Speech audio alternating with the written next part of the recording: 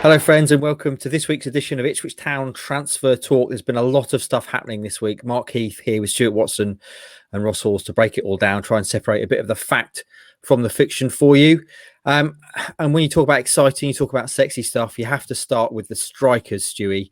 And we've had some good ones linked this week. Maybe start with the one that we broke this morning. Colby Bishop, Accrington Stanley, has played well against Town in the past, scored 12 goals for Stanley in each of his last two seasons. What can you tell us about this one?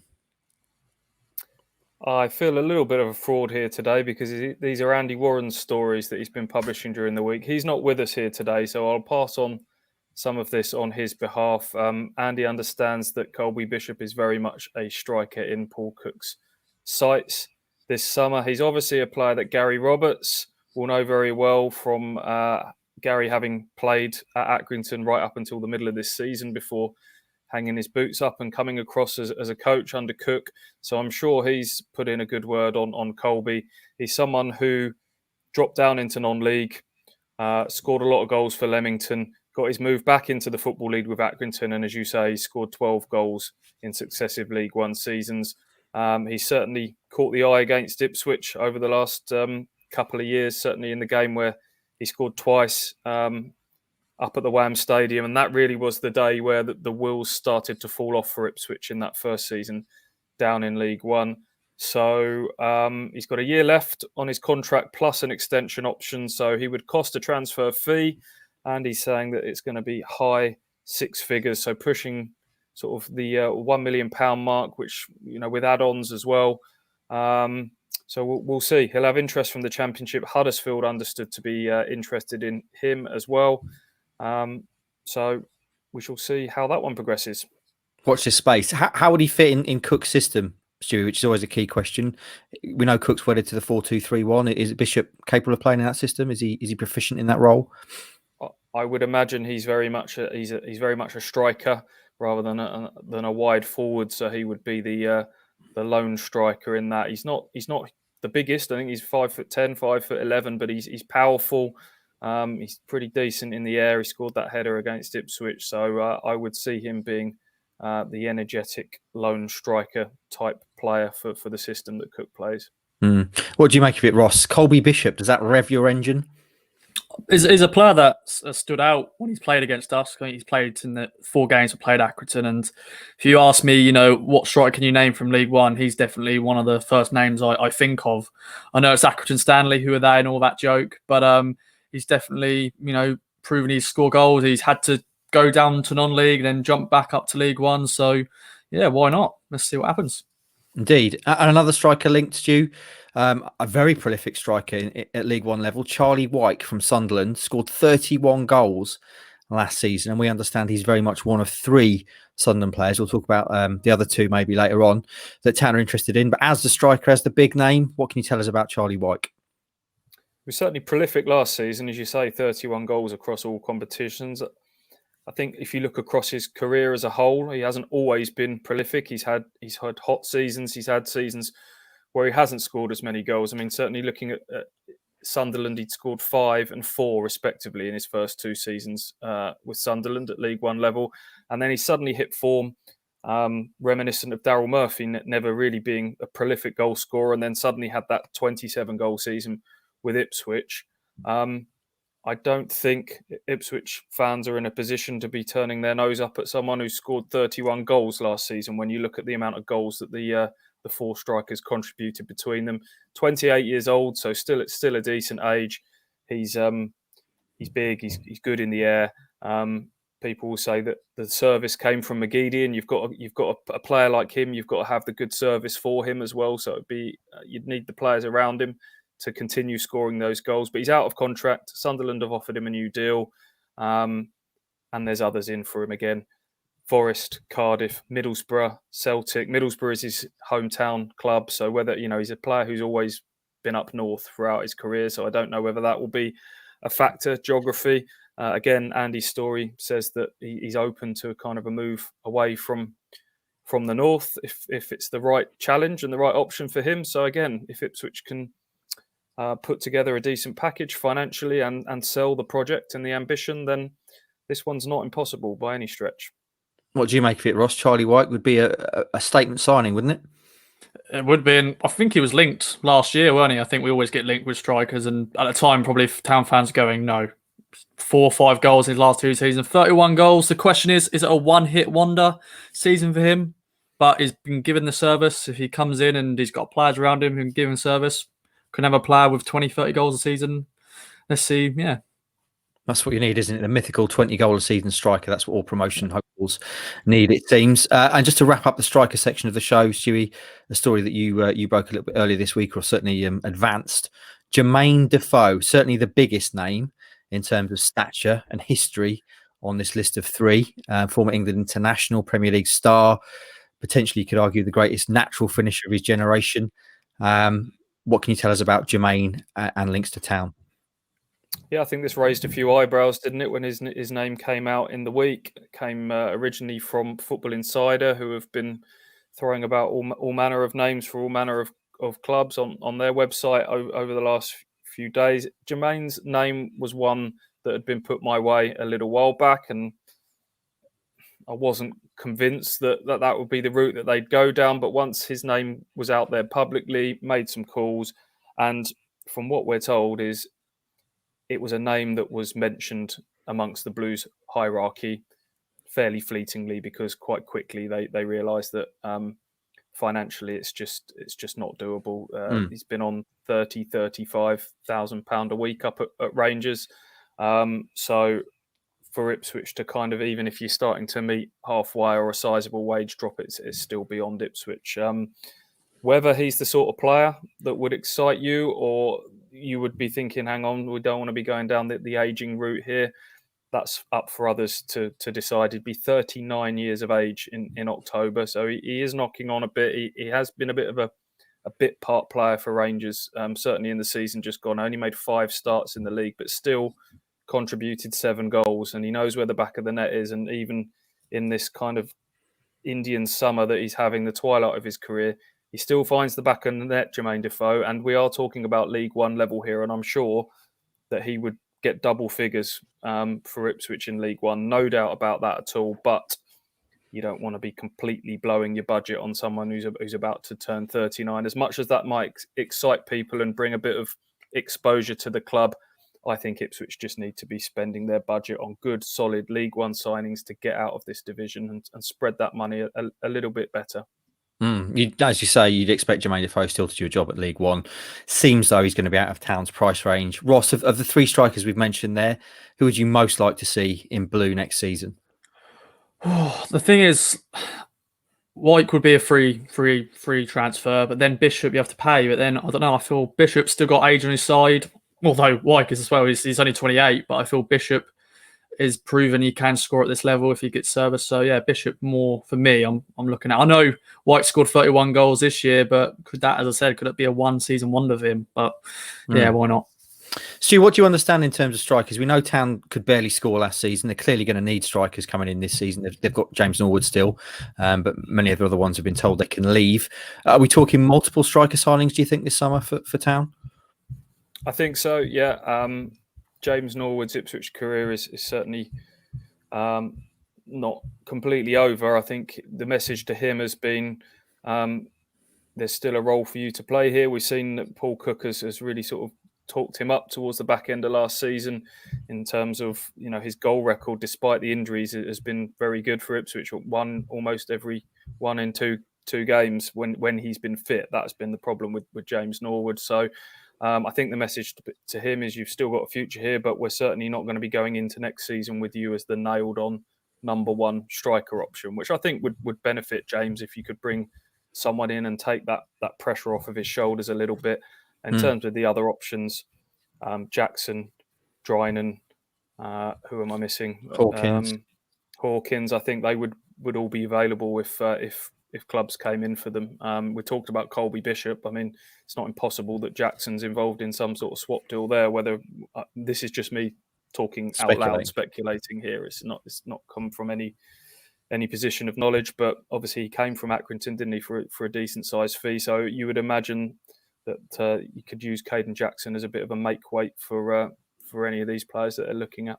There you go. You heard it here first. Caden Jackson, swap deal, Colby Bishop. It's on. Stuart Watson says so.